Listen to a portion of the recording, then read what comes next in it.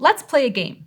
Let's try not communicating anything. Assuming you happen to be totally alone in a room, you might think you're communicating nothing, right? But think about it.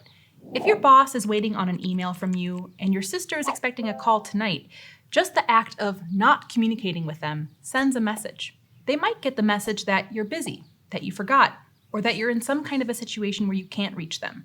It may not be clear communication, but it's definitely sending a message. You'll eventually leave the room you're in, and even if you don't talk to anyone, you'll send nonverbal messages to those you see. Even covering your face sends a message that you don't want anyone to talk to you. You cannot escape communication. No matter what we're doing, we're always communicating. Communication is how we make meaning of our surroundings and all the people with whom we interact. So let's talk about meaning making and what communication even really means anyway. I'm Cassandra Ryder, and this is Study Hall, Intro to Human Communication.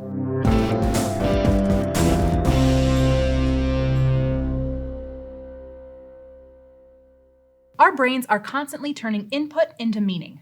If I put a red octagon on this page, and you've done any driving or driver's education in the United States, both the color red and the shape of the sign mean stop to you. Stopping suddenly in a car doesn't allow for a lot of dilly-dallying and thinking through what a stop sign really means. It needs to convey a meaning that we respond to fast. Our brains are constantly engaged with meaning making out of the experiences we encounter, even if a lot of them are more complicated than stop signs. We make meaning out of the weather we see so that we can choose clothing and make plans with our friends. And we make meaning out of our bodily sensations to realize when we're hungry or sleepy. But we also make meaning out of the cues or signals from people around us. Verbal cues are the words that people say that prompt us to make meaning. If our friend says, "Get over here," we may unconsciously assume that she has something important to share and hustle over to find out why. Of course, it may just mean that they were making a Mortal Kombat reference.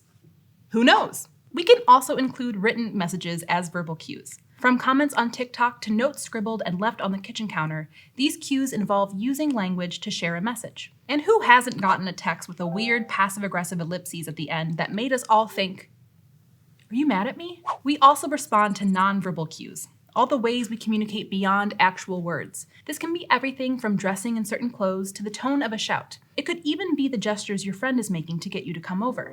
The way we employ verbal and nonverbal cues in our own behavior, speech, and writing influences how other people make meaning around us. When we're aware of the messages we send to others, we have a better chance of understanding how others are responding to us. This awareness boosts our chances of achieving our goals for strong workplace connections, healthy romantic relationships, deep friendships, and positive interactions with other people. It'd be a lot easier to communicate if everyone saw the same cue and made the same meaning out of it. But we don't. Everyone has their own interpretations of what these cues mean based on a whole lot of different lived experiences. Add to that the fact that we rarely see a single cue all by itself. We're always wading through piles of verbal and nonverbal cues, some of which can create conflicting meanings. If I was to shout angrily, "You're the best person I've ever met," you'd be forced to make sense of the nonverbal cue of my wild tone versus the verbal cue of my actual words. Making meaning of that situation is tricky, and people can make different interpretations of that message. Like, one person might read this conflicting tone and content and think that the speaker is in love and frustrated that their feelings aren't returned. Another person might hear it as sarcasm, making the best into the worst. Yet a third person might think that the speaker has just lost to this person in a competition, admitting that they've been bested. So many possibilities. But the good news is that some self-reflection and a toolkit of ideas can help us review our meaning-making situations carefully and decide if we want to do something different next time. That's one reason why we study communication. A fairly simple way to define communication is the idea of context plus message equals meaning. In this case, context is a set of factors that influence both the sending and receiving of the message, including the situation, setting, occasion, number of participants, and their relationships to each other. The message consists of the verbal and nonverbal components of language that we use to communicate. Once those two things combine, you're looking at the meaning that's being made. Context matters for understanding messages, and nowhere is this more evident than in the important moments of our lives. Like saying the words "I love you" to someone. Let's look at 3 ways that saying those 3 little words in different contexts can have a big impact on the meaning that listeners make as a result. Libby goes into Jalapeno Jeff's taco shack when she's drained after a long day at work driving a forklift at a warehouse. She sits down with her coworkers to unwind, but she realizes she's really hungry. Like way more hungry than she thought she was. When the waiter gets their orders, she fears that her extra large order of Italian nachos with extra jalapenos will take too long. Luckily, her waiter reads her cues. Libby made immediate eye contact so she could order first. She ordered extra passionately, and she asked if there was an extra large size. As a result, he makes a special point to get those nachos out lickety-split. In her relief, she says, "I love you," around a mouthful of tortilla chips.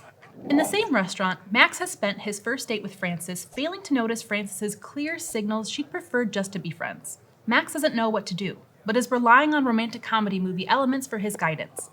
As dessert arrives, he blurts out, "I love you." Yikes! Frances ends the date early and later messages him that she doesn't think that they should continue seeing each other. Meanwhile, Tim and Alex, a father and son, are eating dinner at a table near the bar, knowing that Alex goes away to college tomorrow morning. They've been coming here for years, and even though they aren't saying anything about the upcoming big changes, their closeness comes across in their easy mannerisms, inside jokes about the office, and usual order that the server already knows. At the end of the meal, Tim gives Alex's shoulder a quick squeeze, saying, "Just let me know if you need anything, and always remember that I love you." As you can see, context can change a lot. And now I want nachos. "I love you" can mean a lot. Libby's "I love you" for the waiter was something more like gratitude, a statement that she thought the waiter had done an especially good job by seeing her hunger and getting her meal fast. Max's "I love you" is not going to get him the response he wants, partially because a lot of the context around that message is mismatched to the choice to say those words. Even people who like each other a lot don't usually declare love on the first date, and Frances doesn't seem very interested either. If Max had been fully analyzing the situation, he'd know how unlikely that was. Finally, with Tim and Alex, the love statement is reinforcing something that has always been true for a while, and doesn't come with a ton of fanfare, even though it mattered a lot to both of them. Here's the thing. Communication happened in all of the contexts, not just the ones that were positively received and appropriate. Eventually, Frances and Max will make meaning out of that date, just not always the same one, or even a positive one. It's wild to realize that this one phrase has so many ways it can be viewed depending on so many factors. But this is why the terms and topics we discuss in communication can help us. For example, watching these videos may help you think through how to change a message's wording between sharing news with your friend versus with your parents. They might help you realize which complaints are worth voicing at work to help create positive change. A thoughtful evaluation might help you see that some complaints are not worth sharing right now because of context, like a boss who is resistant to change. So yes, we're always communicating as humans, but there's great freedom and confidence to be gained when we take charge of our status as message-creating and meaning-making beings. We're always communicating, and we can keep doing it better and better over time.